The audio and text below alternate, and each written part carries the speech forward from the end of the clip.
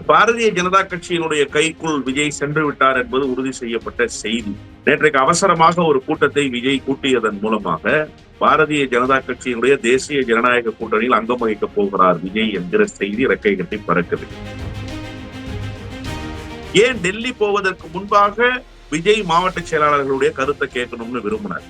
அங்கதான் சந்தேகம் எழுது. அந்த மாவட்ட செயலாளர்கள் கூட்டணி வேண்டும், கூட்டணிக்கு போனால்தான் நாம் திமுகவை எதிர்கொள்ள முடியுங்கிற கருத்தை தெரிவிச்சிருக்கிறாங்க. நல்ல முடிவு எட்டப்படும்னு தலைமை கழகத்திலிருந்து சொல்லப்பட்டிருக்கு அப்படின்னு மாவட்ட செயலாளர்கள் சொல்றாங்க. இன்னைக்கு டெல்லியில யாரு கூட சந்திப்பு அப்படிங்கறதுதான் இங்க இருந்திருக்கக்கூடிய கேள்வி. பியூஷ் கோயலோட சந்திப்பா, இல்ல அமித்ஷாவோட சந்திப்பா, இல்ல நேரடியாக மோடியவே சந்திக்கிறார்கள். சிபிஐ வழக்கு எப்போது கரூர் விவகாரத்தில் நெருக்கடியை கொடுக்க துவங்கியதோ அப்போதே விஜய் இந்த முடிவை தான் எடுப்பார் என்பது ஏறக்குறைய உறுதி செய்யப்பட்ட செய்தி தான். ஏன்னா தன்னை பாஜகவுக்கு தத்தம் செய்து கொண்டார் ஏற்கனவே. இப்ப அது பாஜகவினுடைய கள்ள குழந்தையாகத்தான் தமிழ்நாட்டு அரசியல் களத்துல நிக்குதுன்றதை யாரும் மறுக்கவே மாட்டாங்க. டெல்லிக்கு ஏன் சார் விசாரணைக்கு கூப்பிட்டாங்க விஜய? சென்னையில ஒரு சிபிஐ இருக்குல்ல, சென்னையில ஒரு சிபிஐ ஹெட் குவார்டர்ஸ் இருக்குல்ல, அங்க ஏன் விசாரிக்கல? அங்கே வச்சு விசாரிக்கலாம் தானே. ஆனா டெல்லிக்கு கூப்பிட்டதனுடைய செய்தி என்ன அப்படின்னு சொன்னா, டெல்லியில் வைத்து டீல பேசி முடிக்கிறதுக்காக தான் டெல்லிக்கு கூப்பிட்டு போனாங்க. இப்ப நாளுக்கு நாள் நெருக்கடிகள் கூடுதலாக துவங்கி கொண்டே இருந்தது விஜய்க்கு. இப்போ கடைசியாக ஒரு செட்டில்மெண்ட்டுக்கு விஜய் வந்துட்டாரு. இன்னைக்கு அந்த சந்திப்புகளின் மூலமாக அது முடிய போகுது. அது உண்மையிலே கூட்டணியாகத்தான் இருக்குமா? எல்லாரும் ஒரு பார்வையை வைக்கிறாங்க.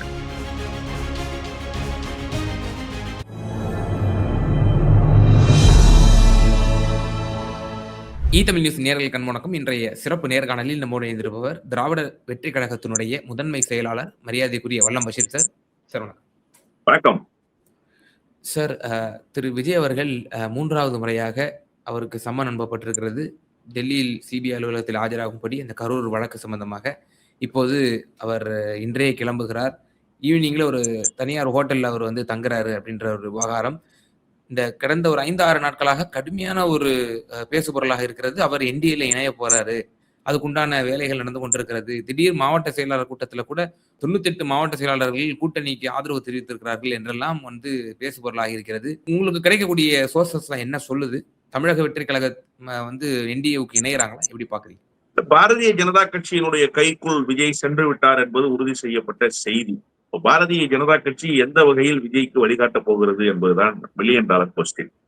நேற்றைக்கு அவசரமாக ஒரு கூட்டத்தை விஜய் கூட்டியதன் மூலமாக பாரதிய ஜனதா கட்சியினுடைய தேசிய ஜனநாயக கூட்டணியில் அங்கம் வகிக்கப் போகிறார் விஜய் என்கிற செய்தி இறக்கை கட்டி பறக்குது. அதில் உண்மையும் இருக்கத்தான் செய்து. காரணம் என்ன அப்படின்னு சொன்னா, விஜய் ஒன்னும் கூட்டங்கள் நடத்தாதவர் இல்ல, வெளியில் வராதவர். அதை வேண்டுமானா சொல்லலாம். ஆனா கூட்டங்களை தொடர்ச்சியாக நடத்தியவர், சந்திப்புகளை தொடர்ச்சியாக நடத்தியவர் தான். ஏன் திடீர்னு அவசரமாக ஒரு ஆன்லைன் மீட்டிங்கை கண்டக்ட் பண்ணணும்? நேரடியா வர சொல்லிடலாம்ல மாவட்ட செயலாளர்களை. நாளைக்கு வர சொல்லுங்க, இன்னைக்கு டெல்லி போயிட்டு, இல்ல 2 நாள் கழிச்சு வர சொல்லுங்க. வந்த பிறகு நீங்க கருத்தை கேளுங்க. ஏன் டெல்லி போவதற்கு முன்பாக விஜய் மாவட்ட செயலாளர்களுடைய கருத்தை கேட்கணும்னு விரும்பினார்? அங்கதான் சந்தேகம் எழுது. அப்போ வந்த மாவட்ட செயலாளர்கள்ல ஏறக்குறைய 90 விழுக்காடு மாவட்ட செயலாளர்கள். அந்த எண்ணிக்கையை நான் அப்படிதான் புரிஞ்சுக்கிறேன். 123, 124 மாவட்ட செயலாளர்கள்ல கிட்டத்தட்ட 92 மாவட்ட செயலாளர்கள்ங்கிறது கூடுதலான எண்ணிக்கை தான். அந்த மாவட்ட செயலாளர்கள் கூட்டணி வேண்டும், கூட்டணிக்கு போனால்தான் நாம் திமுகவை எதிர்கொள்ள முடியுங்கிற கருத்தை தெரிவிச்சிருக்கிறாங்க. நல்ல முடிவு எட்டப்படும்னு தலைமை கழகத்திலிருந்து சொல்லப்பட்டிருக்கு அப்படின்னு மாவட்ட செயலாளர்கள் சொல்றாங்க. அப்ப இந்த கருத்தை தெரிந்து கொண்டு நீங்கள் டெல்லி புறப்பட வேண்டும் என்று எண்ணியதனுடைய பின்னணி என்ன அப்படின்னா, இன்னைக்கு டெல்லியில் நடைபெற போகிற சந்திப்புக்கு முன்பாக கட்சியினுடைய கருத்தை கேட்காரு விஜய்.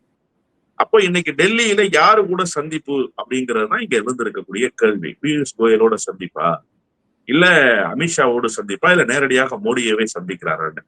சிபிஐ வழக்கு எப்போது கரூர் விவகாரத்தில் நெருக்கடியை கொடுக்க துவங்கியதோ அப்போதே விஜய் இந்த முடிவை தான் எடுப்பார் என்பது ஏறக்குறைய உறுதி செய்யப்பட்ட செய்தி தான். ஏன்னா கடந்த காலத்துல சிபிஐ, அமலாக்கத்துறை, தேர்தல் ஆணையம் இப்படி எல்லாவற்றையும் கையில் வைத்துக் கொண்டுதான் பாரதிய ஜனதா கட்சி கூட்டணிங்கிற அந்த ஃபார்மட்டையே உருவாக்குவாங்க. அவங்களுடைய அந்த பிளாட்ஃபார்மை எப்படி தயார் செய்யப்படும்னா, யார் சிபிஐ கையில சிக்கி இருக்கிறாங்களோ, யார் அமலாக்கத்துறையினுடைய கையில சிக்கி இருக்கிறாங்களோ அவங்களை அந்த அமைப்புகளின் மூலமாக மிரட்டி கொண்டு இந்த கூட்டணியில சேர்க்கிறது தான். நிதிஷ்குமார் அப்படிதான் சேர்த்திருக்கிறாங்க. எடப்பாடி பழனிசாமி அப்படிதான் சேர்த்திருக்கிறாங்க. நெடிய உதாரணங்கள் இருக்கு. அஜித் பவார் இறந்து போனாரு, அவரை அப்படிதான் கொண்டு வந்து சேர்த்தாங்க. சிவசேனாவை அப்படிதான் பிரிச்சாங்க. இப்படி பெரிய செய்திகள் எல்லாம் அதுக்குள்ள அடங்கி கிடக்கு. டெல்லிக்கு ஏன் சார் விசாரணைக்கு கூப்பிட்டாங்க விஜய? சென்னையில ஒரு சிபிஐ இருக்குல்ல, சென்னையில ஒரு சிபிஐ ஹெட் குவார்டர்ஸ் இருக்குல்ல, அங்க ஏன் விசாரிக்கல? அங்கேயே வச்சு விசாரிக்கலாம் தானே. ஆனா டெல்லிக்கு கூப்பிட்டதனுடைய செய்தி என்ன அப்படின்னு சொன்னா, டெல்லியில் வைத்து டீல பேசி முடிக்கிறதுக்காக தான் டெல்லிக்கு கூப்பிட்டு போனாங்க. இப்ப நாளுக்கு நாள் நெருக்கடிகள் கூடுதலாக துவங்கி கொண்டே இருந்தது விஜய்க்கு. இப்போ கடைசியாக ஒரு செட்டில்மெண்ட்டுக்கு விஜய் வந்துட்டாரு. இன்னைக்கு அந்த சந்திப்புகளின் மூலமாக அது முடிய போகுது. அது உண்மையிலே கூட்டணியாகத்தான் இருக்குமா? எல்லாரும் ஒரு பார்வையை வைக்கிறாங்க. விஜய் வந்து தேசிய ஜனநாயக கூட்டணிக்கு போறாரு அப்படின்னு. எனக்கு அதுல உடன்பாடு இல்ல. காரணம் என்ன அப்படின்னா, விஜய சேர்த்தா வின்னிங் ரேஷியோல அதிமுக வரும்ன்றது தானே கணக்கு. வின்னிங் ரேஷியோல தேசிய ஜனநாயக கூட்டணி வரும்ன்றது தானே கணக்கு. அதனாலதானே இவ்வளவு நெருக்கடி கொடுத்து கூட்டணிக்கு சேர்க்கணும்னு நினைக்கிறாங்க. எடப்பாடி பழனிசாமி தாவேகாவினுடைய கொடி பாத்தீங்களா, கொடி பறந்துருச்சு பாத்தீங்களா, கூட்டணி உறுதியாயிடுச்சுன்னு பேசுறாரு. அப்ப என்ன நோக்கம்னா, விஜய் வந்தா இலகுவாக திமுகவை கையாளலாம், விஜயினுடைய 8% ஓட்டுன்னு இவங்க சொல்ற அந்த ஒரு மித்து இருக்குல்ல, அது உண்மையிலே மித்து தான், கட்டமைக்கப்பட்ட பிம்பம் தான், நிரூபிக்கப்பட்ட வாக்கு வங்கி இல்ல. அது வந்துரும்னு நினைக்கிற அந்த எண்ணம் இருக்குல்ல, அது பாஜக தரப்புக்கு தெரியாதா? பாஜக அதிமுக ஜெயிப்பதையா விரும்புது? பாஜக அதிமுக அதிகாரத்துக்கு வருவதையா விரும்புது? இல்ல. அதிமுக என்கிற கூடாரம் காலியாக வேண்டும்னு விரும்புது பாஜக. உறவாடி கெடுக்கிறது தான் பாரதிய ஜனதா கட்சியினுடைய வேலை. அப்ப எப்படி விஜயை கொண்டு வந்து உள்ளார சேர்த்துருவாங்கன்னு உறுதியாக சொல்ல முடியும்? 2 கணக்கு இருக்கும் பாஜகவுக்கு. நான் அப்படித்தான் புரிஞ்சுக்கிறேன். மொத்தத்தில் பலியாடி யாருன்னா விஜய் தான். ஆனா அது என்ன 2 கணக்குன்னா, ஒண்ணு 45 இடங்கள்னு இன்னைக்கு காலையில் வெளிவந்திருக்கிற அச்சு ஊடகங்கள் எல்லாம் செய்தி வெளியாகிருக்கு. அப்ப 45 இடங்கள்னா அந்த வின்னிங் ரேஷியோ கணக்குல 40 வந்துச்சுன்னா, 40 பாரதிய ஜனதா கட்சி, தினகரன், பாமக இவர்களை எல்லாம் வைத்துக் கொண்டு ஆட்சி அதிகாரத்தை நேரடியாக அதிமுக கொண்டு செலுத்தாமல் பாஜக கொண்டு செலுத்தும். அது ஒரு கணக்காக இருக்கலாம். ஒண்ணு. இல்லைன்னு சொன்னா அதிமுகவை இந்த தேர்தலோடு முடித்துக்கட்ட வேண்டும் என்கிற முடிவுக்கு வந்து விட்டால் விஜய்க்கு அறிவுரையே சொல்லலாம். நீ தனியாவே நில்லு, கூட்டணிக்கு வர வேண்டாம், அதிமுகவினுடைய வாக்குகளை குறி வச்சு அதிமுகவினுடைய வாக்குகளை பெற்று விடுங்க. ஏன்னா பாஜக எப்படி வேண்டுமானாலும் செய்யும் சார். திமுகவை பாஜக தான் வீக் பண்ணுச்சு 2001. ரொம்ப முக்கியமான செய்தி இது, பேசப்பட வேண்டிய செய்தி. பலரும் பேசல இந்த செய்தியை. 96 2001 வரை மகத்தான ஆட்சியை தந்தார் கலைஞர். ஏராளமான நலத்திட்டங்கள் இன்றைக்கு முதலமைச்சர் எப்படி செயல்படுத்தினார் அப்படி திட்டங்களை செயல்படுத்தினார். ஆனா என்ன தெரியுமா பண்ணாங்க? வைகோவை பாரதிய ஜனதா கட்சி தான் ஆபரேட் பண்ணி அன்னைக்கு திமுக கூட்டணியில இருக்கக்கூடாதுன்னு சொல்லி அவரை வெளியில வர சொன்னாங்க. அதுக்கு முழுக்க முழுக்க பாரதிய ஜனதா கட்சியினுடைய ஹேண்டு தான் பின்னாடி இருந்தது.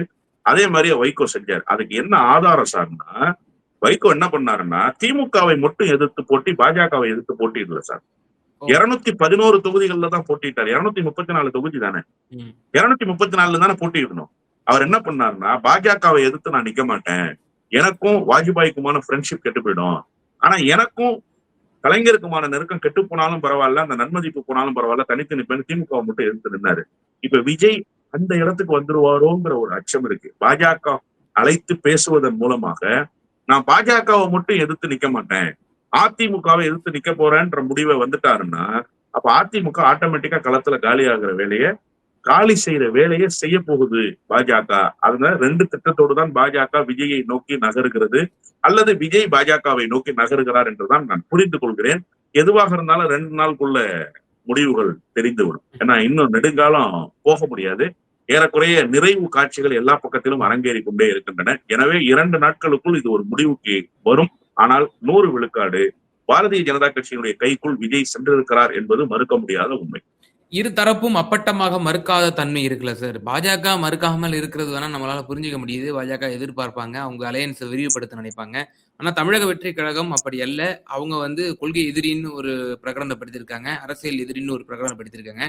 அவங்க இந்த விவகாரத்தை லைவ்லயே வச்சுக்கிட்டு பேசு பொருளா ஆக்குறது அவங்களோட ரெப்புடேஷனுக்கு ஒரு களங்கம் ஏற்படுத்தக்கூடிய விவகாரமா ஆகலாம். அப்ப ஏன் இதை இன்னும் லைவா வச்சிட்டு இருக்கிறாங்க? ஒரு பிரகடனப்படுத்த வேண்டியது என்ன? கூட்டணினா கூட்டணின்னு சொல்லணும், இல்லைன்னா நாங்க இது இந்த மாதிரி பேச்சுக்கே இடம் கிடையாதுங்க அப்படின்னு சொல்லி அப்பட்டமா மறுக்கணும். ஆனா ஏன் அதை கடந்து போறாங்க? இல்ல சார், அதாவது நீங்க ஒரு போதுமான அவகாசத்தை ஒரு கட்சிக்கு கொடுக்கணும். நான் விஜய்ங்கிறதுனால அப்படி நாக்கு மேல பல்லு போட்டு பேசிடணுங்கிறது அல்ல.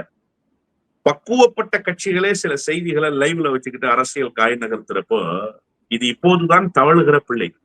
இதுக்கு இந்த நிலைமையை எப்படி எதிர்கொள்றதுங்கிறதுக்கு ஒரு 48 மணி நேரமாவது அவகாசம் கொடுக்கணும்னு நான் நினைக்கிறேன். நேற்றைக்கு மாலை தான் இந்த ஆன்லைன் மீட்டிங் மாவட்ட செயலாளர்களுக்கு. அப்ப நேற்றைக்கு இந்த மாவட்ட செயலாளர்களை அவசரமாக அழைத்து பேசியதற்கு பிறகுதான் இந்த செய்திகள் ரெக்கை கட்டி பறக்க துவங்குச்சு. அதற்கு முன்பு அங்கொன்றும் இங்கொன்றுமாய் இலைமறை காய்மறையாகத்தான் செய்திகள் வந்ததே தவிர பட்டவர்த்தனமாக நாட்டு மக்களிடத்துல அப்படி ஒரு கருத்து நிலவலைங்கிறது தான் யதார்த்தமான உண்மை. அப்ப நேற்றைக்கு மாவட்ட செயலாளர் கூட்டத்தின் மூலமாக இந்த செய்திகள் ரெக்கை கட்டி பறக்க தொடங்கியதற்கு பிறகு ஒரு நாள் கூட இன்னும் முழுசா முடியல. 24 ஹவர்ஸ் இன்னும் கம்ப்ளீட் ஆகல. இன்னைக்கு விஜய் டெல்லிக்கு போறாரு. இப்ப விஜய் டெல்லிக்கு போனதற்கு பிறகுதான் நிலைமை என்னவாக இருக்குங்கிறது கட்சியினருக்கே தெரிய வரும். நேற்றைக்கு கேட்டாங்க, இன்னைக்கு தலைவர் டெல்லி புறப்படுறாரு, என்ன மனநிலையில டெல்லி போறாரு, டெல்லியில போய் என்ன நடக்க போகுதுங்கிறத உங்களை போல என்னை போல அந்த கட்சியினுடைய தொண்டர்களும் பார்த்து கொண்டிருக்கிறார்கள். அப்ப கட்சி உடனே எப்படி ரியாக்ட் பண்ணிட முடியும்? உடனே ரியாக்ட் பண்ணிட்டா அது செட்பேக் ஆயிடாதா? ஒருவேளை பாஜக கூட்டணிக்குள் போவதுன்னு முடிவு செய்துட்டா, நாங்க பாஜக கூட்டணிக்கு போகலன்னு கருத்து தெரிவிச்சுட்டா அது பின்னடைவை ஏற்படுத்தும். ஆமாங்க, கூட்டணி பேச்சுவார்த்தை நடக்குதுன்னு ஒரு நம்பிக்கையை கொடுத்துட்டா, கூட்டணி பேச்சுவார்த்தை கைகூடாம போயிட்டா, பாஜக ஒரு கணக்கு போட்டு நீ தனியாவே நில்லுன்னு நான் சொன்னது மாதிரி சொல்லிட்டா, அது கட்சிக்குள்ள இன்னொரு சோர்வை ஏற்படுத்தும். ஏன்னா கடை விரித்து கொள்ளுவார் இல்லாமல் நெடுங்காலமாக காத்திருக்கிறார் விஜய். நீங்க அதை ரொம்ப முக்கியமா பார்க்கணும். அந்த கட்சியில ஒரு சோர்வு மனநிலை வெளிப்படுது. அதிகாரத்துல பங்கு தரேன்னு சொன்னதற்கு பிறகு கூட ஒருவருமே வரலையே. செங்கோட்டையன் மாதிரியான ஆட்கள் வந்ததற்கு பிறகு யார் யாரோ வர போறாங்கன்னு சொன்னாங்களே, அவங்க கூட வரலையே. அதிமுகவில் அனாதையானவர்கள் வந்தார்களே தவிர வேறு யாரும் புதிதாக பெரிய லெவல்ல வந்து சேரல. ஒரு சின்ன லெட்டர் பேட் கட்சி கூட வரல. அதுல என்ன பெரிய கொடுமைன்னா, விஜயனுடைய தனிவாழ்வு கேள்விக்குறியானதற்கு பிறகு பல கட்சிகள், அந்த லெட்டர் பேட் கட்சிகள்னு ஒரு 2-3 கட்சி போய் ஆதரவு தெரிவிச்சாங்க இல்லையா, அவங்க எல்லாம் வெளியேறிட்டாங்க. இப்ப இருந்தவர்களும் போயிட்டாங்க. அப்ப இன்னொரு செய்தியை சொல்லி அது நடக்காம போயிட்டா அது ஒரு பின்னடைவை ஏற்படுத்தும். அதனால ஒரு நிசப்தமான அமைதி ஒரு 2 நாள் நிலவட்டும். அதுக்குள்ள டெல்லியில எப்படி கிளைமேட் இருக்குங்கிறத பாத்துருவோம். வெயில் வீச போதா, அனல் கக்க போதா, இல்ல மழை பொழிய போதாங்கிறத பின்னாளில் அறிவிப்போம்னு அந்த கட்சி காத்திருக்கலாம் அப்படின்னு தான் நான் பாக்குறேன். அவசரப்பட்டு அந்த கட்சி முடிவெடுக்கிற இடத்துல இல்ல. ஏன்னா அந்த எஸ்டாப்ளிஷ்மெண்ட் வெல் எஸ்டாப்ளிஷ்மெண்டா இல்ல, துவக்க நிலையில இருக்காங்க. அவங்களுக்கு சில நெருக்கடிகள் இருக்கு. அதனால விஜய் தரப்பிலிருந்து இதை நான் புரிஞ்சுக்கிறேன். எப்படின்னா, காத்திருந்து டெல்லியிலிருந்து சமிக்கைகள் வந்ததற்கு பிறகு விஜய் ஒரு எதிர்ப்பையோ அல்லது அது குறித்த ஒரு கருத்தையோ தெரிவிக்கலாம் அப்படின்னு வெயிட் பண்ணலாம். அப்படிதான் நான் பாக்குறேன். இன்னொன்னு, விஜயினுடைய இயல்பே அப்படித்தானே. எதுக்காவது அவர் உடனே ரியாக்ட் பண்ணிருக்காரா? இல்ல எதுக்காவது அவர் ரியாக்ட் பண்ணிருக்காரா? எல்லா விஷயத்தையுமே அவர் காத்திருப்பு பட்டியல்ல தான் வச்சிருந்திருக்காரு.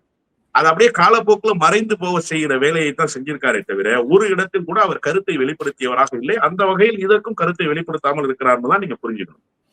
இதுல சிபிஐ, பாஜக இதை எப்படி அணுகும் என்ற இரு குணத்தில் பேசப்படுது. ஒன்று, அவரை கூட்டணிக்கு அழைப்பது. நீங்கள் சொன்னது போல 2 விதமாக நீங்களும் சொன்னீர்கள்.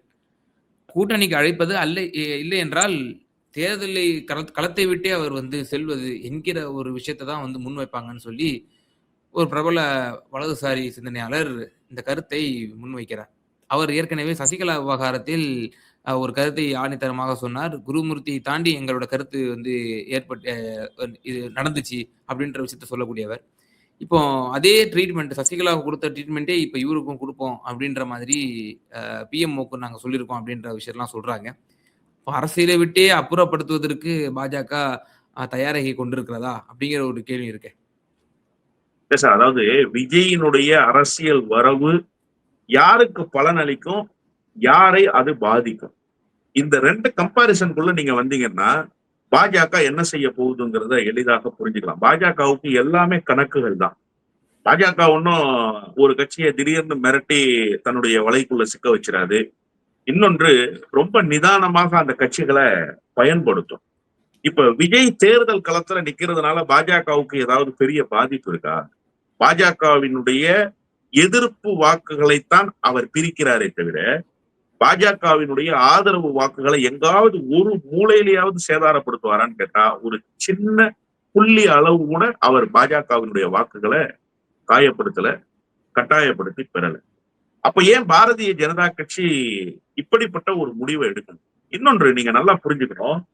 தேசிய ஜனநாயக கூட்டணிக்கு அவரை கொண்டு வந்தாலும் சரி, இல்ல தேசிய ஜனநாயக கூட்டணிக்கு எதிரான களத்துல அவரை நிறுத்தி வச்சாலும் சரி, அந்த முடிவு பாரதிய ஜனதா கட்சியினுடைய முடிவாகத்தான் இருக்க போது, விஜயினுடைய முடிவாக இருக்க போறது இல்லை. ஏன்னா விஜய் தன்னை பாஜகவுக்கு தத்தம் செய்து கொண்டார் ஏற்கனவே. இப்ப அது பாஜகவினுடைய கள்ள குழந்தையாகத்தான் தமிழ்நாட்டு அரசியல் களத்துல நிக்குதுன்றதை யாரும் மறுக்கவே மாட்டாங்க. அப்படி இருக்கிற சூழல்ல பாரதிய ஜனதா கட்சிக்கு கையில இருக்கிற ட்ரம்ப் கார்டு விஜய் தானே. நீங்க அதிமுகவை மிரட்டுவதாக இருந்தாலும் விஜயை வைத்துத்தான் மிரட்ட வேண்டியிருக்கு. அதிமுகவினுடைய வாக்குகளை பிரிப்பதற்கும் விஜயை வைத்துத்தான் பிரிக்க வேண்டி இருக்குங்கிறப்போ ஏன் விஜய் அரசியல் களத்திலிருந்து அப்புறப்படுத்தணும்னு பாஜக நினைக்கணும்? அரசியல் களத்திலிருந்து அப்புறப்படுத்துவதன் மூலமாக பாஜகவினுடைய நோக்கம் நிறைவேறுவதற்கு அவகாசம் பிடிக்குமே. அப்ப இமீடியட் எஃபர்ட்ல செய்யறதுக்கு கடைசி ட்ரம்ப் கார்டாக விஜயை தானே அவங்க பயன்படுத்தி ஆகணும். அப்ப விஜயை அரசியல் களத்திலிருந்து அவரை அப்புறப்படுத்த மாட்டார்கள். ஏனென்று சொன்னால் அவர்களுக்கு ஒரு கணக்கு இருக்கு. அந்த கணக்கின் அடிப்படையில் அவர்கள் இயங்குவார்கள் தான் நான் புரிஞ்சுக்கிறேன். ஒருவேளை விஜயை அப்புறப்படுத்துறதுன்னு பாரதிய ஜனதா கட்சி முடிவெடுத்தா அது பாரதிய ஜனதா கட்சிக்கு மிகப்பெரிய பின்னடைவை ஏற்படுத்தும். நீங்க அதிமுகவை எப்படி கண்ட்ரோல் பண்ணுவீங்க? அதிமுகவை கண்ட்ரோல் பண்ற பேனல் யாரு? அதிமுகவை வீக்கர் செக்ஷனுக்கு கொண்டு வர வேண்டிய வேலையை யார் செய்வா? பாஜக செய்தோமா? நிச்சயமாக செய்யாது.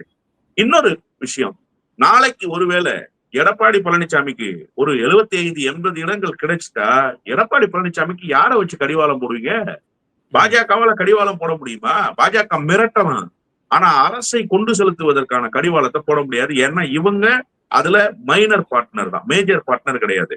அப்ப பவன் கல்யாண் மாதிரி ஒரு பெரிய சீட் ஷேரிங்க கொண்டு வந்து 45 இடங்கள்ன்றாங்க. அதுல வந்து வின்னிங் ரேஷியோ ஒர்க் அவுட் ஆயிடுச்சுன்னா 40 இடங்கள் ஜெயிக்க போறாங்க.